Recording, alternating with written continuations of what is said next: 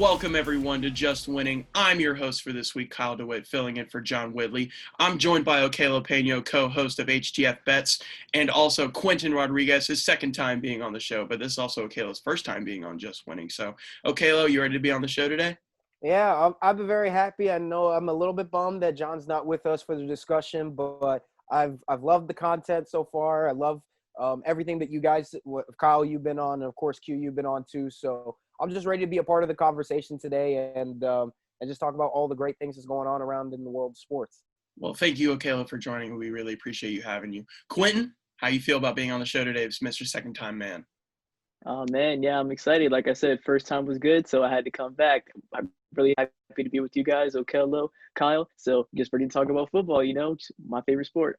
Yeah, talking into football. First thing we're going to hop into today, obviously the breaking news from Sunday, Bill O'Brien being fired as GM and also head football coach of the Houston Texans. Okelo, what do you feel about the move? I feel it was the right move. I think Bill O'Brien has nothing but absolutely been a disaster. He's been a two-headed monster and originally was a three-headed monster when he assumed play calling duties over on Sunday when the Texans lost to the Vikings. Look, this man needed to go the minute that he traded the world's best receiver to the Arizona Cardinals and losing over your first and second round picks over the last 2 years.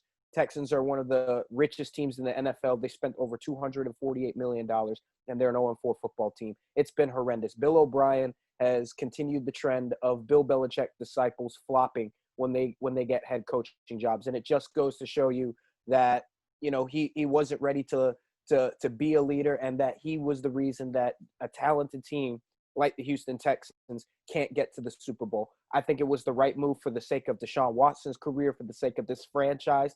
He needed to go, and it was the right move. I'm not surprised. I was surprised that it was the first firing of 2020, but it just continues the woes for Houston sports, and I'm just happy about it because now Deshaun Watson has an opportunity, hopefully if the Texans find the right coach, to be able to win a Super Bowl, because with Bill O'Brien still being there, I doubt he would have gotten there. Well, I'm glad you brought up the fact that they spent over $248 million on cap. They have the highest payroll in the whole entire NFL, and they've also lost their first and second round picks for next year's drafts to the Miami Dolphins.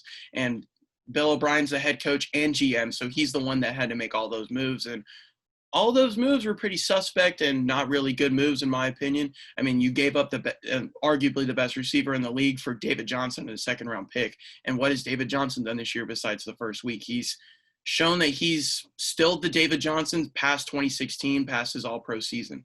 So, I mean, the Texans did make the right move getting rid of Bill O'Brien. I mean, but Quentin, how do you feel about it?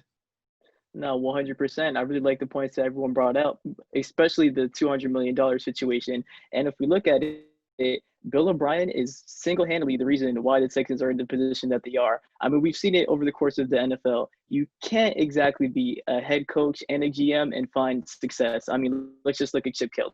Very similar situation, trading away best players, LaShawn McCoy, DeAndre Hopkins, both were considered best at their positions. And then on top of that, the Houston Texans schedule was pretty brutal to start off the year, and then that team was just a mess to begin with. I am a little bit surprised that it happened this early because, like I said, their schedule was brutal because look at who they played. I mean, they played Kansas City, the Steelers, the Vikings, and so they did get off to a little bit of a rough start, but this is going to be the best thing for Deshaun Watson in his career. So hopefully they'll be able to get a better play caller in there and just surround him with more talent. Well, you guys also got to know that Romeo Crennel will be the interim head coach for the Houston Texans. The man has head coaching experience and he's had some success. And the main problem that the Texans have had, besides not being able to find playmakers for Deshaun Watson, has been that defense. And that's what Romeo Crennel is, as a defensive-minded guy. So, I mean, I don't think the Texans will be able to turn around this year. I think they'll be in full rebuild mode. But, I mean, we'll see what happens the rest of the season. Other coaches around the league, who do you guys think is going to be the next firing, if there will be another firing in 2020 during the season? Quentin, who do you think? I mean, I think I'm going to have to go with Dan Quinn. I mean, we've seen the trend of the Falcons having a lead and then them just blowing it. And then on top of that, Dan Quinn, he was highly respected as the defensive coordinator of the Seattle Seahawks. He kind of somewhat tried to bring over that reputation to the Atlanta Falcons and bring them a little bit of juice on the defensive side of the ball. I mean, granted, they have been hit with the injury bug season after season, particularly on the defensive side. But that's just coaching on top of that too. You can't continue to be 40 boarded and just have teams come back on you. Like that just shows a lack of coaching, lack of adjustments. And the thing is, the Atlanta Falcons, they have a very talented offense. I mean, if we look at them, they have Matt Ryan, very talented quarterback. Julio Jones, one of the best wide receivers we've ever seen, ever in the league. Calvin Ridley, who was leading the league in receiving yards at one point, even though he got shut out last night. But it's just like there's just too many things going on with the Atlanta Falcons, and we should see better results, especially for the type of division that they play in. But looking at it the way now, they're probably going to finish last place. And don't be surprised if Dan Quinn is not the head coach of the Atlanta Falcons next season. Well, everybody thought that the Carolina Panthers were going to be the doormat of the NFC South this year, looking at that defense. But it's the Atlanta Falcons defense that's been riddled with injuries, and they have not been playing good. They've allowed 40 points in 2 games and 30 in another. So, I mean, and you brought it up, Dan Quinn is a defensive-minded guy, and he still can't bring that defense to success. Keanu Neal's been injured literally almost – I think he's played a total of 15 games in the past, 3 seasons. That's not going to cut it, and he's supposed to be your star safety. Man, Dan Quinn, I wouldn't be surprised if he doesn't have a job in 2 weeks. But, Okelo, do you think of anybody else that might be fired before the end of the season? Well, other than the usual suspects of Dan Quinn, Adam Gase, Matt Patricia, I'm going to go to a guy that hasn't been talked about a lot because the team is okay, but it hasn't – I think maybe a couple more losses and you're going to see a change, and I think it's going to be Doug Marrone. I think, for the Jaguars, they're a little bit in that middle where it's like they could be good if they play better, but at the same time, I think a couple more losses because this is a team that you expect, from the beginning of the year to be bad. They're not bad, but I think a couple more losses, like I said, here and there could eventually change that. I mean, this is a team that has a lackluster defense, lost a lot of pieces. I mean, Gardner Minshew's doing all that he can, but, for some reason, one way or another, the offense just can't seem to find ways to close out games. I wouldn't be surprised if Doug Marrone is the second coach. I think his firing is on the cusp. It just depends, again, how many more games are the Jaguars going to lose before he gets fired. So before Adam Gase, Matt Patricia, Dan Quinn, I think that Doug Marrone potentially could be the next coach on the chopping block, just depending on the situation in Duval. I mean, I think that Doug Marrone is honestly a really good coach, but the Jaguars can't find their identity of who they want to be. Do they want to compete for wins, or do they want to tank to have a really good draft pick this year? Because the Jaguars should be in full rebuild mode, and we've seen Doug Marrone rebuild teams before. He rebuilt the Buffalo Bills to who they are today before they got their new head coach. I mean, I don't think Doug Marrone's job's in jeopardy. I don't think so. If they tank, definitely. And then they could probably trade that first overall pick for someone different, because I would honestly keep Gardner Minshew. I wouldn't draft Trevor Lawrence. I would trade that first overall pick to whoever needs them and then get some more talent on that football team. And they have a lot of cap space coming this offseason, so hopefully they'll be able to bring some kids to Duval, bring some players to Duval. But the obvious one that everyone probably thinks that should have been fired at this point is Adam Gase. That man has not been coaching the New York Football Jets to the way that they should be playing. I'm not saying that they should be a top-tier team in the NFL by any stance, but you lost to an injury-riddled 49ers by 30 points. You can't get that offense going. You have Sam Darnold. You have weapons around. I mean, you have some weapons around him, and Sam Darnold, I think, is actually a really talented quarterback. But that defense is just really bad. And you also saw him in Miami. You've seen so many cases where Adam Gase cannot coach. You saw him not be able to coach Ryan Tannehill, and now you see what he's doing in Tennessee, being a upper mid-tier quarterback, and then he was a bottom-tier quarterback in Miami. So you can see that he's not able to coach a head football coach, a football team, to the way that they should be. And I don't think Adam Gase should ever have a job again after this season, or hopefully after week 6, because Adam Gase is just not the guy. To lose to a backup's backup on Thursday Night Football, okay? And to deal with everything that this Jets team has done. I mean, he and Joe Douglas, I mean, no disrespect to Joe Douglas, because I think he's doing the right things as a GM, but they literally had a great team in place. And ever since he's came in, he's dismantled so many of the pieces. I mean, Jamal Adams on the team. You had C.J. Mosley come in. I mean, you had Robbie Anderson. You let him walk in free agency. And you're taking – and like I said, Kyle, I agree with you. I've watched Sam Darnold at USC. I think – personally, if you put him on any other team like Quentin's Eagles or even my Pittsburgh Steelers, you couldn't tell me Sam Darnold wouldn't be a top 15, top 10 quarterback. Sam Darnold is perfect. He just needs the right coach. It's a matter of getting the right person. I mean, we've seen now, for example, Baker Mayfield finally has a coach and a system that works for him, and you can see the results that progresses. And look at Josh Allen, for example. I expected Sam Darnold to be at least a premier quarterback by year 3, and for him to not do this and deal with the injuries that he's been dealing with and struggle so much, I mean, it's very disappointing to me. Sam Darnold needs a breath of fresh air, because you can just feel it from the New York media, from everybody, that it's almost like the Jets are on the fringe of letting one of their best talents walk away. And, I just think it's just been an unfair justice to him. It's a damn shame that Sam Darnold has to deal with the mess that he's dealt with in New York. With a fair point, they haven't picked up Sam Darnold's 5th-year option. So he could walk after year 4 and go to a different team if they don't see that Sam Darnold's the direction that they want to go with. But I think that the Jets would be absolutely idiotic to let Sam Darnold walk. I mean, I wouldn't be surprised if they do, though, because at the end of the day, we are talking about the Jets. I mean, they haven't always made the best decisions. I mean, historically, throughout the NFL's history. And then just back on the Sam Darnold point, like, it is extremely discouraging, because at the end of last season, we saw this team go 6-3. We saw what Sam Darnold could do whenever he has the pieces around him. And then, like Okelo mentioned, Robbie Anderson's gone. What do you do to combat that? You bring in Brashard Perriman. I mean, I know he's from UCF, but he hasn't exactly been the type of receiver that they're expecting. Sam Darnold just needs a lot more help. We know that their offensive line is absolutely abysmal. We saw that he had a huge run, and he's athletic too, but he can't be running like that all the time. He needs protection. He just needs structure. He needs someone who understands him, the way he plays, and not someone who is so overconfident in their system, such as Adam Gase. Because like Kyle mentioned as well, we've seen how Adam Gase kind of thinks that his scheme over triumphs the players. Because look at the players that he had in Miami. Jay Ajayi, he actually ended up trading him. Devontae Parker, we all see what he's doing now. Ryan Tannehill. So a lot of times, players make your scheme in the NFL. And at this current point in time, it just seems that Adam Gase is ignorant to that fact, and that he lacks accountability in that. So the Jets, they just need to hit the reset button at this point. If you don't adapt in the NFL, eventually you become a dinosaur, and defenses find out your scheme easy.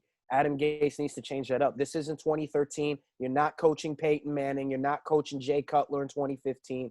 And he's proven again that he thinks his system works. Now, has it been successful? Absolutely. And again, when you're evolving, when you have mobile quarterbacks in the NFL, when play action pass is becoming as popular as ever, when your basic West Coast system needs work, and the fact that he is unwilling to adapt, that's going to be a reason for a team's downfall. Personally, I want Greg Williams to at least be interim very soon, because we've seen what Greg Williams can do. He's had coaching experience. You saw, look at what he did with the Browns. He freed up the offense so much that Baker Mayfield wasn't so stifled, and you saw the progression that Baker could show out. So I'm praying that the Johnsons and Joe Douglas eventually make that decision and make Greg Williams the interim head coach, hopefully potentially a head coach, because I think, as questionable as he can get with his tactics, I think he's the right guy for the team, because at least Greg Williams is smart enough to free up offenses, and as a defensive-minded guy, he can be able to hopefully get back some talent to run the defensive scheme that has been successful throughout his tenure in the NFL. Well, that's a really fair point, Okelo. But we've been talking about a bunch of struggling teams, and let's just talk about the most struggling division in football, and that's the NFC East, man. It's the same thing every year. Everybody thinks that the Philadelphia Eagles and Dallas Cowboys are going to be top-tier dogs in the NFC, and they can barely even win their own division. So, like, who do you guys think is going to win this bad division? I mean, the Eagles are in first place with 1-2-1 record. Second place is tied with the Dallas Cowboys and Washington football team with a 1-3 record. By the way, who would have thought of that? And of course, the Giants are just the doormat of the NFC, being 0-4, and they might. I'm gonna say it, without Saquon Barkley, they might be 1-15 or 0-16. It might be another. But Quentin, who do you think is gonna end up pulling it out in the NFC East? I know you're a big Eagles guy, but show no bias in your answer. All right, yeah. So, I mean, honestly, bias aside, I mean, I still feel like the Philadelphia Eagles will be able to pull it out, even though they started off very horrendous. I mean, the team, like we just pointed out, they're 1-2-1. By no means necessary did they look completely great against the San Francisco 49ers on Sunday Night Football, but Doug Peterson is their coach. Doug Peterson has proven time and time and again, no matter how much the adversity is, no matter how many players are injured, whatever the case may be, he's just good at adjusting and adapting to a game plan. Like if we look at Carson Wentz's struggles earlier in the season, he was being kept in the pocket, being forced to read the defenses. Now, if we looked at the San Francisco 49ers game, we could see a lot more play action incorporated, rollouts. Wentz was having success. Wentz ran in for a touchdown too. He had over 40 yards rushing. That hasn't happened since 2017, his MVP season. So I just feel like if they adjust their game plan a little bit more, they'll be able to go a little bit further, not only in the NFC East. And if we look at the Philadelphia Eagles defense, I honestly think that that's where it starts, because if we look at what they did against the San Francisco 49ers, I mean, we all know that that they're banged up. Nick Mullins was their quarterback, but they forced 3 turnovers. Prior to that, the Philadelphia Eagles had forced 0 turnovers. So now we see, once that defensive line gets going, that they'll be able to get a solid pass rush going, which is something that is pretty much non-existent in Dallas. I mean, if you look at DeMarcus Lawrence, he has half a sack in the last 12 games. That is completely unacceptable. This Dallas Cowboys defense, they can't get pressure on the quarterback. They can't tackle anybody. And then on top of that, their secondary is in shambles too. I mean, I thought Philadelphia had a bad secondary, but other than Darius Slay, we don't have much either. But I can't even name you a solid Dallas Cowboys defender. Xavier Woods, always out of position.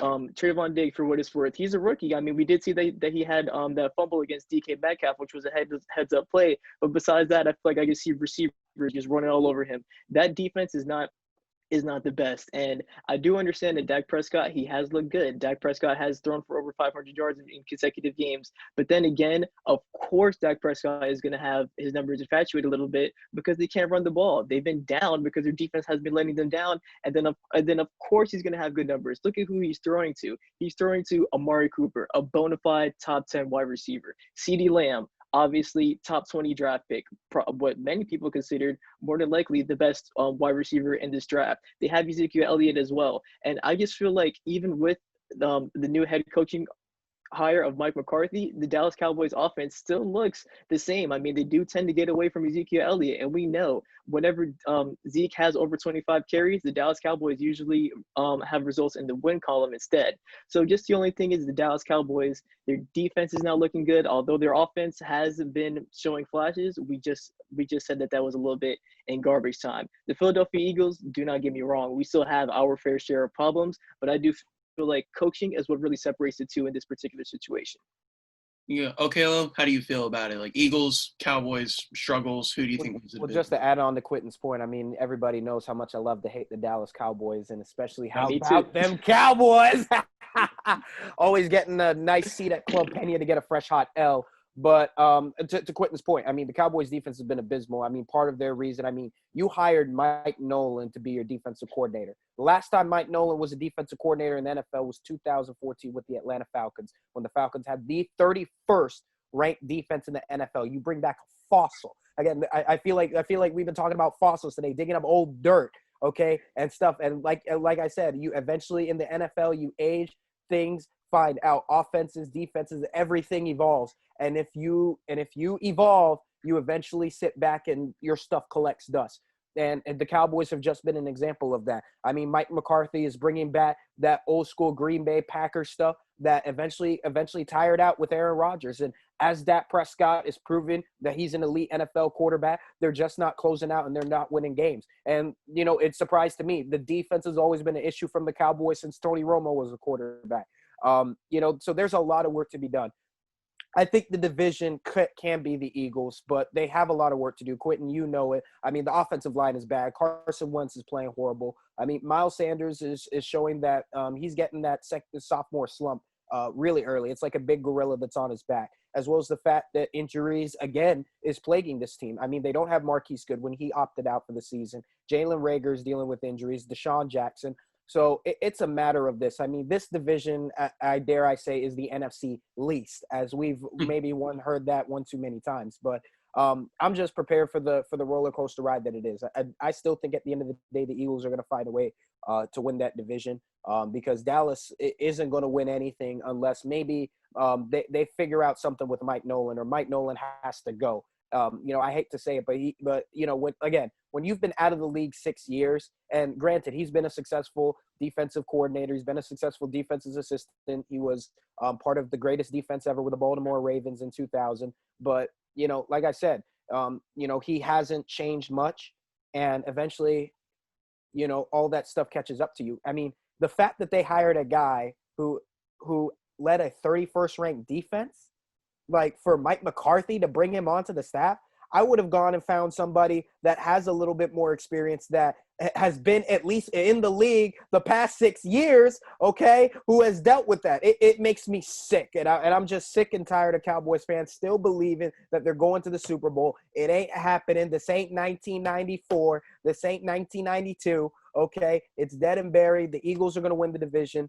But they just have a lot of work to do, because we don't know what's going on with this Washington football team. Dwayne Haskins looks horrible, and the Giants might as well go 0-16 because, no Saquon Barkley. It's just proven that Joe Judge, and I knew that it was going to be a horrible mistake hiring Joe Judge, because you're hiring a guy that has no head coaching experience. Who, now granted, he's a special teams coordinator, so that has a little help because it's a bit of balance between offense and defense. But when you have Jason Garrett as your offensive coordinator, the guy that's just clapping up, he doesn't even know how to game clock or manage the clock, or even just get the ball down the field with Daniel Jones. I can't really say anything about it, but this division, the only competent team right now that would be better had it been healthy is within the Eagles, and they're going to win the division at the end of the day, even though it's a damn shame that the Cowboys and stuff just flat out, and everyone in that team stinks. Well, you also have to think for the Cowboys. I mean, their leader on defense is out for the year on IR, Leighton Vander Esch. You saw yesterday they allowed over 300 yards rushing to the Cleveland Browns, right?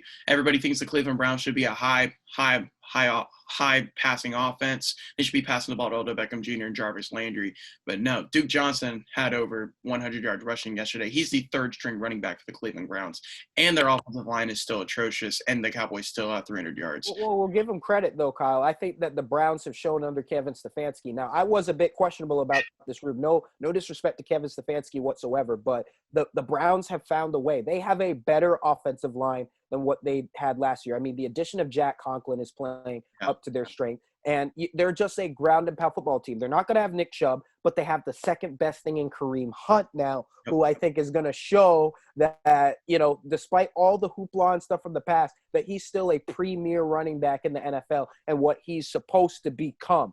I think that eventually – I think what we're seeing from the Browns from the first 4 weeks is they're just getting themselves together. They have an identity, and that's a conservative play-action pass, as well as the fact that just grinding their teams into the damn dirt. And eventually, I think that they will eventually get back to Baker Mayfield airing it out. But, they brought in Bill Callahan, who's known for offensive line protection, and you've seen it. Like I said, again, I mean, OBJ won the game on a 50-yard end around for a touchdown. Like, I can't find anything more crazy than that. I think the Browns are right where they need to be. Baker Mayfield is playing efficiently. And I think that very well you could see this team potentially make the playoffs. I mean, this is one of the most talented rosters on both sides of the football. They need to tighten up the defense a little bit. The secondary needs a little help. I mean, Myles Garrett is still playing out of his mind, the defensive player of the year in my estimation. But I like where the Cleveland Browns are going. So I know what you're saying, Kyle. I know we think it's the same old sorry Cleveland Browns, but this new era, I can feel something. I don't know if it's the new uniforms, they got away from the old ugly ones, or if it's just something that Baker Mayfield has to prove. Speak softly but carry a big stick, and the Browns are carrying a big stick, if I might say so myself. I don't think that the Browns are the sorry old Browns anymore. I'm just saying that if any team allows 300 yards rushing in any single game, you have a problem. Yeah, and then my bad to cut you off, Kyle. But then just to continue on teams that have a problem and transitioning back into the NFC East, like, let's think about it. The Dallas Cowboys are an Atlanta Falcons away from being 0-4. Seriously, let's just think about that. We all know that the Falcons are notorious for blowing leads. I remember watching that game at my house, and I was sitting there with my family saying, there is no way Dallas will win. And then the Atlanta Falcons hands team just looks at the ball on the onside kick. Like, that is a mental breakdown, going back to the Dan Quinn firing. You know what I mean? That also has to do with coaching. And it's just like the Dallas Cowboys, like, if they have lost to teams that they should have been in. I mean, a lot of people were saying that they were going to be able to beat the Rams. Didn't come through. They barely squeaked one out against the Atlanta Falcons. Like I said, and they are an Atlanta Falcons away from a team being 0-4. Seattle Seahawks, they took it down to the wire. I will give them that. If the defense wasn't so bad, maybe they would have been able to pull that one out. But on paper, there's no way the Dallas Cowboys should have lost to the Cleveland Browns. I do understand that Kevin Stefanski has changed life. They've instilled a run game going. They've gotten a run game going on in there, but I just don't get it. The NFC East is terrible this year. Yeah. Well, guys, I'm honestly tired about talking about bad teams, so that's going to lead into our next segment.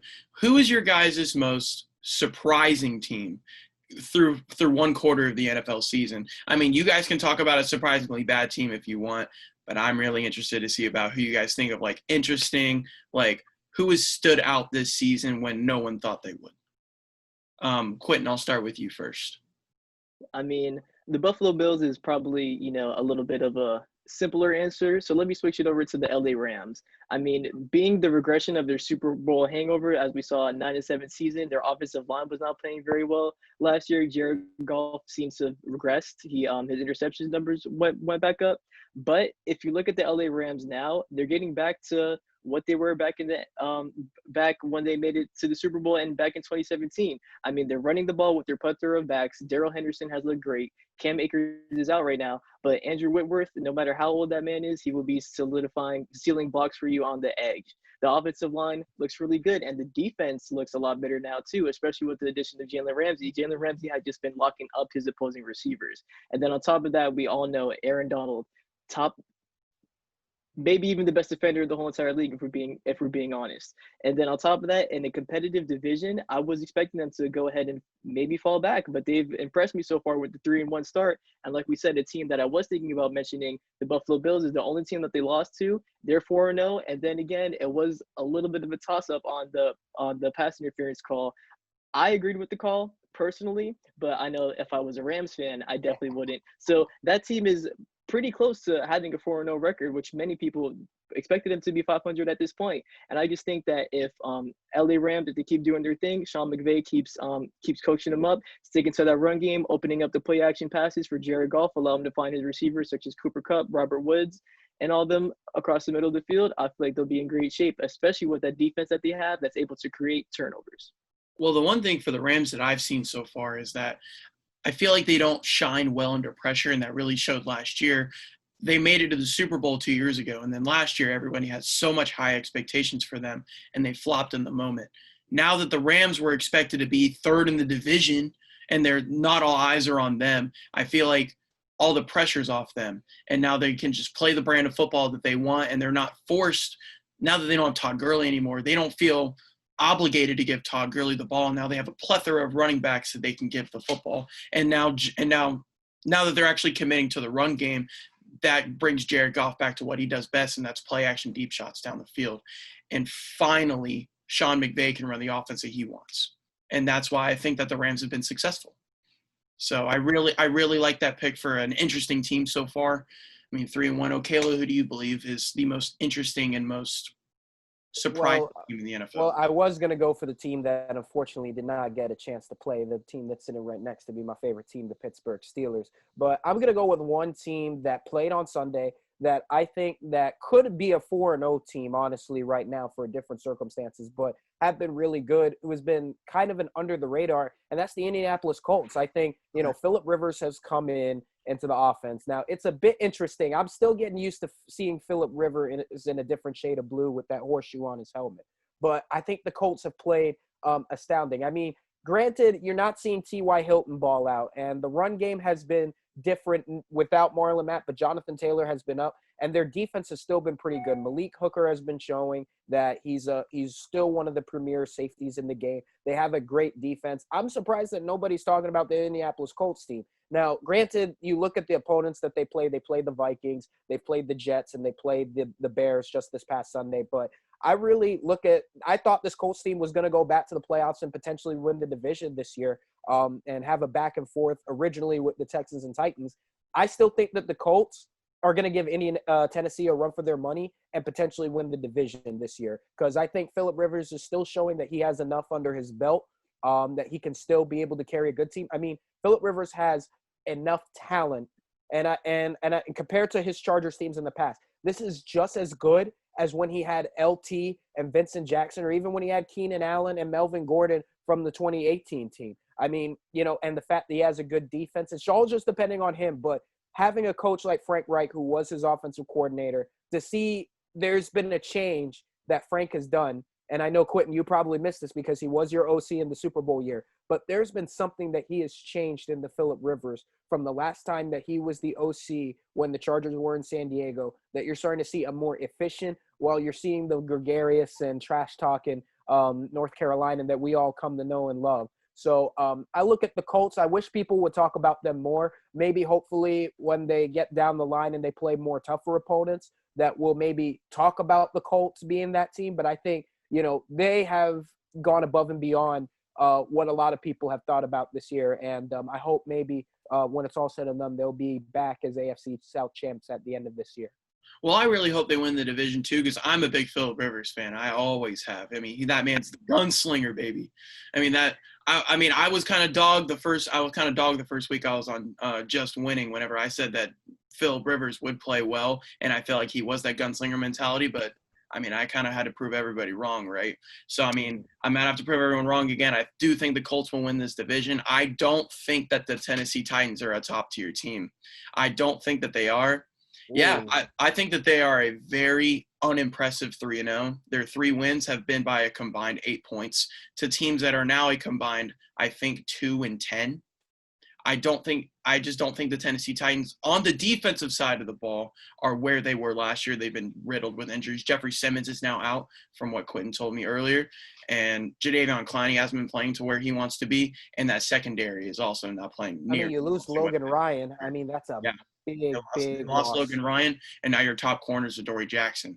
So I do think that the Colts will actually take this division. I don't think that it'll be by a lot. I don't think it'll be by I don't think the Colts will be 11-5 winning the division, but I do see a 10-6, 9-7 winning the division right here, because I don't think that Tennessee is going to be that great going down the stretch. I think that teams are going to be able to stack the box and stop Derrick Henry a little bit more. And if you force Ryan Tannehill to throw the football, I don't see the Titans winning this division. Well, I mean, you've seen what's happened, Kyle. If you even get to Ryan Tannehill to throw the football, he has Jonnu Smith, he has Adam Humphries, A.J. Brown when he's healthy. Corey Davis has started to show that he, from the original top 5 pick that he was, that he's starting to come into his own. So I wouldn't just bury the Titans just yet. I mean, this I don't want to call it exotic smash mouth, but this Mike Vrabel type team, this remember the Titans type efficiency. I'm feeling something in the air. I wouldn't say that the Titans are not going to win the division. I still think it's up for grabs between them and Indy, but I wouldn't just say, just don't bury a dead horse just yet. They may be an unimpressive 3-0 team, but I mean, look at the miracle run they ran on last year. I think if they continue to just stay hot, and if they get even hotter, they're going to be able to find a way to win that division, get a good seeding in, because, like I said, I have yet to see a team stop Derrick Henry, the reigning, defending, undisputed NFL rushing champion. So until I see that, I have yet to say that the Titans will not win the division. Can we at least agree that the Colts and Titans will most likely both make the playoffs, especially with seven teams especially with 7 teams in the AFC making the playoff? It's tough. It's tough. I mean, you still have to consider in the fact there's still Cleveland. There's still potentially the Patriots coming in. Hopefully, if Cam Newton comes off of COVID, because you saw without Cam Newton, you saw how the offense was as we expected. They stink. They flat out stink. They can't move the ball. Brian Hoyer is horrible, and Jarrett Stidham. That's why they invested the money in Cam Newton. So I think when it's all said and done, you could potentially see 2 teams, but I just feel like where the AFC is right now, there are so many teams that could be in that race. I mean, even the Raiders, even though they're an unimpressive team right now, they're 2-2. They're still kind of in that mix. And even the Chargers, they've played a lot of close games. Justin Herbert has shown progression as a rookie quarterback this year. Everybody expected Joe Burrow or Tua Tagovailoa to be more impressive than Herbert has since he's coming out, and he's been balling out. The Chargers just need to win some football games. So I'm I'm going to temper my expectations to say that 2 AFC South teams, because I still think that there's going to be 3 AFC North teams in the playoffs, and that's going to be the Ravens, Steelers, and Browns, with your Pittsburgh Steelers winning back the division this year from the Ravens. I do like the pick, but actually my most impressive team that I've seen so far has actually been the Las Vegas Raiders. The Raiders, yes, they're 2-2, but their 2 losses have been really close losses. They lost by 1 touchdown on Sunday to the 4-0 Buffalo Bills, and they actually looked really good. That defense made Josh Allen kind of look human. I mean, granted, he was injured. He did injure his left shoulder before halftime, but he only had 260 yards and 2 touchdowns in that game. The Raiders slowed down Josh Allen as much as you can slow down Josh Allen. They only held the Bills to 23 points. They beat the Saints on Monday Night Football 2 weeks ago, and their only other loss. I mean, who was the other loss to? But it was only by New England. And actually, in that first half, they had control of that football game until Cam Newton took over in the second half. So, I mean, you could easily see the Las Vegas Raiders being 3-1, 4-0 right now. And that offense has looked absolutely spectacular. Josh Jacobs, second year, he's not going to a sophomore slump. He's going to a second-year jump. Darren Waller, oh my gosh, that man's the best tight end in football. What a comeback story, might I add. Story, yes. And then Derek Carr. He's playing efficient. He's playing well. He has 1 interception on the season, and then 8 touchdowns. I mean, Derek Carr is playing really well. So I do think that the Las Vegas Raiders are in a really good position to maybe sneak into the playoffs. I'm not saying they'll make the playoffs because there is a lot of competition in that AFC, especially in the AFC North. I mean, you have 3-1 teams, and obviously the Raiders won't win the division because you have Pat Mahomes and you have the Kansas City Chiefs. But I do think that the Raiders are on the up and up, and I do think John Gruden's doing a really good job down in Las Vegas. Everybody called him dumb for trading away Khalil Mack, but look at all the talent that he's brought in with those draft picks. Honestly, you know what's so weird, Kyle?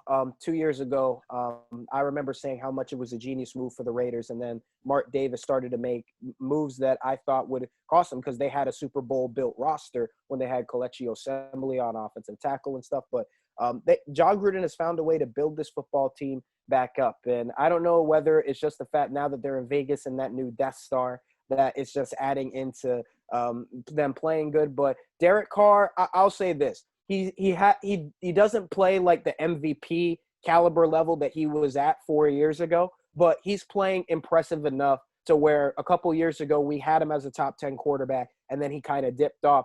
I think he could re-enter that conversation by the end of this year when it's all said and done. I mean, he just passed Ken Stabler for all-time touchdown passes in the history of the franchise.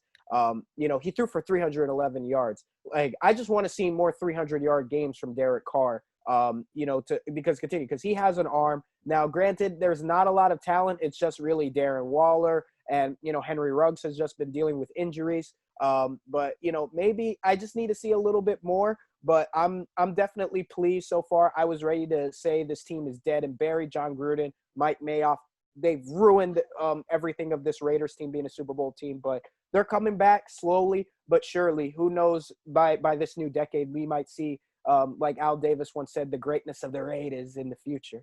Yeah. I mean, I don't think that their playmakers have been I think Quentin's going to be really upset whenever I say this, but Nelson Aguilar really stepped up on Sunday. Granted, they lost, but Nelson Aguilar had 2 touchdowns on Sunday. He had no drops. I mean, Nelson Aguilar has actually played really well this season as a number 2, number 3 target. And then he stepped up big time whenever Henry Ruggs has been with injuries. So, I mean, I think that John Gruden's done a really good job with this team. They're impressive. I mean, they're a very, very impressive 2-2. That's the last thing that I'll say about it. So about the Raiders. But going into the last segment, I'll keep John Whitley's tradition going. We're going to do our Beast, Best, Bust Players of the Week. So, Okelo, I'll start with you on this one. Who is your Beast of the Week? Oh, man, you put me on the spot right here. I mean, there's so many players that I'd like to mention. But I got to go with the man who I think has proved to the world that he is back. And my Beast is OBJ, Odell Beckham Jr., 3 touchdown performance, 7 receptions, 154 yards total. Everybody thought that OBJ going to Cleveland it was a mistake. I think that there's something there. I mean, I don't know if it's the fact that he bleached his hair blonde and that it's starting to get back that quintessential Odell that we're accustomed to. But I think Odell is starting to prove to everybody that he's not dead yet as a top 5 receiver. He's still one of the elite playmakers in the NFL. I think this game, like I said, is a turning point for the Browns, and who knows where they can go from here. But I just think now, for all the critics who hate on OBJ, who thinks that he needs to get out of Cleveland, as well as the fact that he's not the same receiver that he was back a couple years ago, y'all need to stop the haterade. Let it go. OBJ is back. He's here. He's my beast of the week, and he's going to remain a beast for many, many weeks to come, I promise. I really like that pick. Odell Beckham Jr. is really getting back to that 2016, 2015 form. Quentin, who's your beast of the week? Oh, man, I mean, I witnessed it firsthand, and I'm going to have to go with George Kittle. I mean, we look at him, coming off an injury. He missed the past 2 games, and this man came out and balled out against the Philadelphia Eagles. I mean, 15 catches for 183 yards and 1 touchdown. And I feel like if Garoppolo was in there, he could have ate even more and possibly gotten 20 catches. I mean, because Nick Mullins was missing him on a few of the throws. And George Kittle, we just see that man, physical specimen. And then he's the fastest tight end too. Like, there's not a lot of tight ends who could really keep up with his speed. He's a matchup nightmare. I mean, granted, the Philadelphia Eagles linebackers are terrible, but you got to give it to George Kittle. George Kittle is an absolute beast coming off an injury. I mean, that man got me 40 points on my fantasy team, so I was happy about that. So definitely George Kittle is going to have to be my best of the week. My beast of the week is definitely going to be Joe Mixon of the Cincinnati Bengals. 25 touches for 151 yards and 2 touchdowns. He led the Bengals to their first victory. 3. He got that man. 3 touchdowns. Hat trick. He got the hat trick on Sunday. I mean, Joe Mixon's really showing that he's a top 10 running back in the NFL. I mean, that offensive line still isn't the greatest, but Joe Mixon is still finding a way to get his yards and get his touchdowns. He's just showing the speed that he had at Oklahoma, and that's why he got drafted so high. I mean, Joe Mixon, he's one of the best running backs in the NFL at this point, and he's really stepping up as a top 10, top 5 running back, especially with the injuries to Christian McCaffrey and Saquon Barkley. I think that he's finally starting to put the NFL on notice and showing who he can be. Absolutely. So now we're going to go to bust of the week. I started with Okelo last time, so I'll start with Quentin this time. Who's your bust of the week? Bust. I mean, I'm going to have to go with the Arizona Cardinals, quite frankly. I mean, the first time I was on winning, I mean, I predicted Kyler Murray to have an MVP season. I started off hot, 2-0, lost their last 2 games, and we should have expected them to walk out of Carolina with the victory, especially without the Panthers having Christian McCaffrey. We thought that the defense was taking a little bit more of a step up, especially with Budda Baker, type of players that they've been able to, but it just seemed like they weren't ready or prepared for Teddy Bridgewater. Kyler Murray only had 6 rushes. There's a very impressive stat that I found. Kyler Murray, the Arizona Cardinals are 0-6-1 if Kyler Murray does not rush the ball. We saw it on Sunday. Kyler Murray wasn't able to run the ball. He became a little bit more dimensional. DeAndre Hopkins only had 2 or 3 receptions. I was expecting a lot more of the Arizona Cardinals this week, so that's why they got my bust of the week. Okelo, who's your bust of the week? It's so tough for me to say, but I'm just going to go with the entire Texans football team. I mean, I was thinking about talking Oklahoma football with the fact that they've now lost back-to-back Big 12 games and they're out of the top 25. But I just have to talk about the Texans, just Houston sports in general.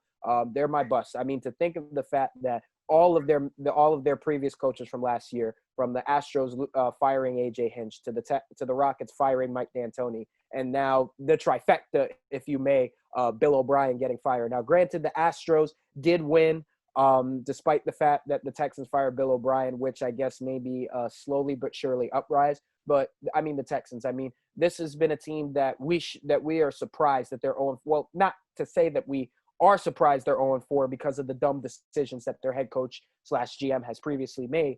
But, I mean, this team has Deshaun Watson, a very talented quarterback, and the fact that they can't even win a football game now, it's just absolutely pathetic and absolutely amusing. And I just feel so bad for the city of Houston.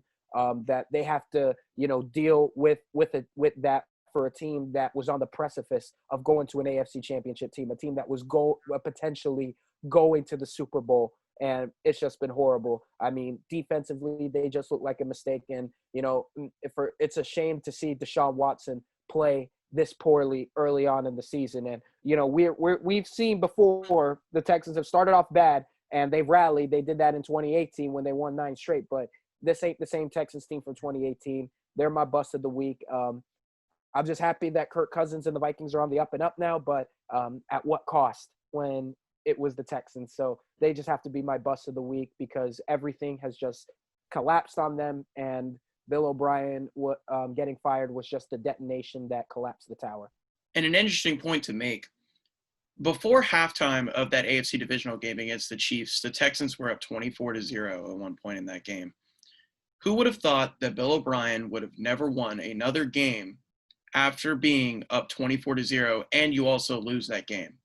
Mm-hmm. They haven't won a game in almost a year, and now Bill O'Brien is being fired. I mean, that's just from being on top of the world to being at the bottom of the world really quick, and I really like that bust of the week. My bust of the week has to be – oh, man, I had it too. Crap. Oh, my bust of the week has to be the LA Chargers. The LA Chargers did look good, and then I thought Justin Herbert looked really good, but it's that LA Chargers defense. I mean, that LA Chargers defense is honestly horrible. They allowed a 43-year-old Tom Brady to throw for 5 touchdowns and 360 yards, and he picked apart that zone left and right. But, I mean, it's just that LA Chargers defense, and I feel really bad for Anthony Lynn, and I feel really bad for Justin Herbert because that man has played as a top 10 quarterback these past 3 weeks starting, and he's thrown for so many yards and so many touchdowns, and he's thrown for no interceptions or 1 interception, something like that. But it's hard whenever you have no defense playing behind you. And then also I think another bust of the week for me has to be the coronavirus. I mean, Cam Newton tested positive for the coronavirus. 8 players for the Tennessee Titans tested positive. 8 staff members tested positive, and now 3 games were postponed this past week due to the coronavirus. And I don't think the NFL has done a good job with the NFL protocols and the coronavirus protocols. And I think that they're finally starting to actually make it a big deal, as it should have been a big deal the whole entire time. But now the games are starting to get postponed. The NFL finally woke up, and now they're starting to daily testing, minimum gatherings in the facilities and outside the facilities, making sure players kind of stay in the bubble of their team, and making sure that none of them stay away from all of them stay away from all this trouble and all this safety hazards that have to deal with the coronavirus. So I think that's my other bust of the week is the coronavirus for sure. Definitely. Now, and then if I might add, another bust of the week. I mean, I can't believe we haven't talked about this, but it's got to be the UCF Knights. that is true. Right. Especially, let's just start off with the first half. I mean, excuse me, the first quarter. Let's get it over with. I need Get it over with. 16-0. 16-0 in the first quarter.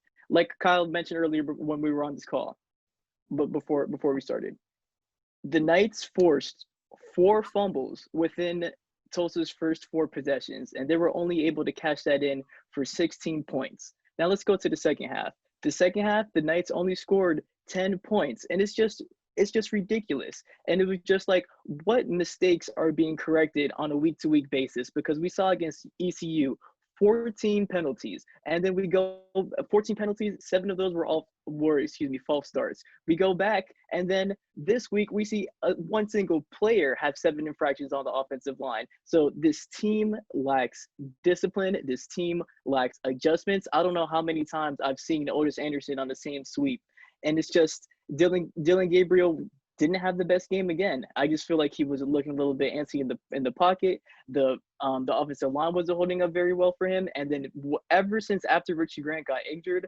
I don't know what happened. We were just getting bombed by Tulsa. And it's just frustrating because if you look at what transpired earlier in the day, Texas goes down, Oklahoma loses again, and then especially considering what we have going on in this year's college football season, UCF could have easily crept into a top 10 spot if they were able to defeat Tulsa. But it's just so frustrating because this is 2 consecutive losses to Tulsa. Like, are you telling me that you're overlooking this team twice? Like, I felt like this game would have been a lot more personal for UCF, especially for Dylan Gabriel, for the way that he performed on the road last season and, UCF's first home game. But UCF just came out and laid an egg. It was very disappointing. I was there at the game. It was tough to watch. I had to leave early because of the rain. I don't know if anyone else has any final closing thoughts on that, but it's just disappointing because now, we have the one loss and we're going to have to completely obliterate Cincinnati, and we're going to need a lot more help. And then it's just like the college football playoff, the hopes are over for that. What is our best chance getting it in the Chick-fil-A Bowl? It's just frustrating that we just had so much to lose. And I definitely did not expect UCF to lose this game, but I guess that's just where we're at in the Josh Heupel era. Yeah, I mean, I think that Josh Heupel, I'm not saying he's a big problem, but that play calling is honestly a really big problem. I mean, we're honestly a one-dimensional offense, running the ball up the gut with running backs like Otis Anderson and Greg McCray and Bentavious Thompson whenever he's healthy. I don't think that we should be running in between the tackles, especially with a young offensive line like we do. We should be spreading the ball out to our fast and athletic receivers on the perimeter, which we've had so much success in the past. And then, but we honestly we have a route tree of honestly 3 plays. We have the go route, the comeback route, the slant route, and then a bubble screen. Those are the only pass plays that we honestly run, and it's all off play action. We don't have any rollouts. We don't have any 3-step, 5-step drops. We don't have anything like that. I mean, our offense is just so one-dimensional. And then the one time we try and run something different, we try and run a toss play on our own 1-yard line. Who does that? Who's going to toss the ball to your running back who's 5 yards in the backfield when you're on your own 1-yard line, and that's a safety? And then at the end of the first half, we're running cover 4, so you have 4 deeps. You have 2 deep safeties and then 2 deep corners playing fourths of the field, and you still let a post route behind you. Yeah. That's a coaching problem. That is a discipline problem. There's a lot of things that I want to say about UCF right now, but I'm a UCF fan, so I'm going to hold back.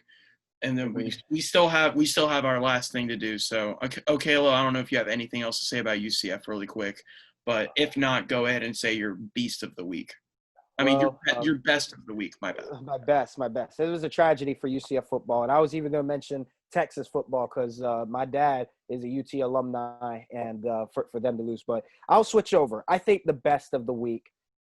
I don't know where to start, but I think I just have to go with the enemy of my enemy, and that's the Cleveland Browns. I think they have shown, like I said, from the top of this program today, that this team looks so much better than when Freddie Kitchens was there and Hugh Jackson. The fact that Kevin Stefanski has now won more games than Hugh Jackson in his entirety. It took Hugh Jackson, mind you, 40 games to win just 4 games as the head coach of the Cleveland Browns, and it's only taken Kevin Stefanski 4 to win at least 3. My mistake on my math.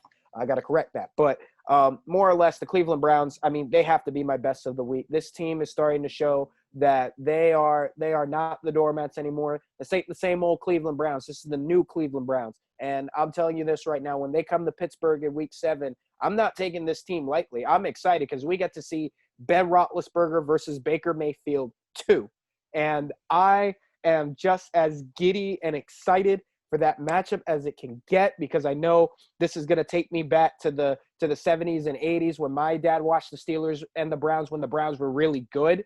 And that was when I think it was Bernie Kosar, and they had so many other guys like Ernest Miner and Kevin Mack. Yep, that was the good old days of Cleveland Browns football, Marty Schottenheimer era. So I have to say the Browns were my best of the week. They're running the football pretty good. Kareem Hunt now stepping in. Nick Chubb out. Duke Johnson comes back to the Browns. They play great. The Browns have to be my best of the week, and especially because they beat the Dallas Cowboys, and it makes my Sunday wonderful when they get to do that. So how about them Browns and how about them Cowboys? Quentin, who is your best of the week? Oh, man, I mean, ironically enough, I mean, I'm with Okelo here. I actually had the Cleveland Browns again. I mean, Dallas Cowboys fans are going to be sad at this episode, but hey, that's what you get. I mean, if you look at their defensive side of the ball too, I mean, Dak Prescott fumbled. They had three first forced turnovers, and then if you look at the end of the game, the defenses will really save them. You know what I mean? Denzel Ward did have that game-winning pick, so it's just like Cleveland is hitting on all three phases right now. They're an exciting team. They have life instilled into them, and yeah, I wouldn't be surprised if Cleveland Browns actually do end up getting a playoff berth this season. Well, Quentin, then I'll change up my best of the REIT then real quick because I feel like we've talked about the Browns, but I'll talk about one player real quick who shined out earlier this week, and that was Melvin Gordon. I mean, in for Phillip Lindsay, 25 carries, 118 yards, 2 touchdowns. He had Brett Rippin at quarterback. He threw 3 interceptions, but also threw 2 touchdowns. The Broncos, hopefully, if they get everybody back healthy, they're a better football team. But Melvin Gordon, what a game that he had, and to get the Broncos out of the L column and get their first W of the season. So I think, Quentin, you can keep the Browns. I mean, we've all said great things about the Browns, but let's maybe talk about something good about a player who's back a little bit, Melvin Gordon, and at least giving the Broncos some form of life with the talent that they have with Jerry Jeudy and Noah Fant and company. So especially whenever Drew Lock comes back. Oh man, I think that team's gonna be scary. I feel like AFC beware. I don't think the Broncos can get into the playoffs now because I think it's too much of a hurdle to overcome. But be prepared. I think we could see maybe an 8-8, 9-7 finish from this Broncos team. They're going to look on the right direction. John Elway just has to continue to build up the team more and more. But hopefully next year they get Von Miller healthy. They get Jarrell Casey healthy as well. You could see something more impressive, I think, under the third year under Vic Fangio. Yes, I think Vic Fangio is a perfect fit for that team as well. I think he fits Drew Lock perfectly. I think the Broncos are going to be something to deal with. Maybe not this year, but definitely next year whenever they start getting their young players more developed. And I mean, yeah, Von Miller's past his prime. You still have Bradley Chubb, Jarrell Casey. I mean, you still have Justin Simmons. I think that team is going to be something scary. But my best of the week, a little biased, I will say, but it's my Tampa Bay Buccaneers. They're a solid 3-1 now. They beat the Chargers 38-31 on Sunday. They were down, but they handled the adversity and came back and won that football game. And Tom Brady, not saying he's turning back the clock, but that man had 360 yards and 5 touchdowns. He looked really good, and those 5 touchdowns were to 5 different receivers. Cameron Brate had a touchdown. O.J. Howard had a touchdown. Mike Evans, Kevin Vaughn. I mean, that team, they look good, and that defense looks really good too. They allowed 21 quick first half points to Justin Herbert, but that second half, they really stepped it up, and they played the way that they've been playing all season. They've been a top 10 defense all season. No one would have ever thought the Tampa Bay Bucs would have been a top 10 defense. That front seven, still one of the best front sevens in football. Devontae David won NFC Player of the Month for the month of September. Devin White, I mean, he'll be a middle linebacker number 1 on almost any other football team. You still got a great defensive line with Jason Pierre-Paul, Vita Vea, Ndamukong Suh. You still have Shaq Barrett rushing the edge. That front seven's lethal. And the cornerbacks have been playing great for the Bucs. You still have Carlton Davis. He's been matching up with the number 1 receivers and playing great. Sean Murphy-Bunting, he's been really stepping it up in year 2 as the number 2 cornerback. Jamal Dean playing that slot position. He's been playing great. Jordan Whitehead, he's had his struggles this season, but really Antoine Whitfield has been the surprise of this defense. A 2nd-round pick out of Minnesota. They're rookies. He got it from his daddy. Kyle. Exactly, got it from his dad. He already has 2 sacks on the season. He has more sacks than DeMarcus Lawrence does. So, I mean, just more hate on the Cowboys. But my Tampa Bay Buccaneers have to be the best of the week. They're 3-1. They've taken control of the NFC South. I mean, New Orleans doesn't really look that great. They look like an average football team to start off the year, but we'll see what happens whenever Mike Thomas comes back. But my Tampa Bay Buccaneers are 3-1, my best of the week, and they beat a pretty decent Chargers team 38-31, handling some adversity. Guys, I want to thank you guys for being on the show today for my first hosting. I think this was really fun, and I think this was honestly a really good show. Some really good conversation. And to all of you guys that are listening, I'm very glad y'all were here to listen, and I hope you guys can join us next week on Just Winning whenever John Whitley comes back to take over the reins again. I will talk to you all later.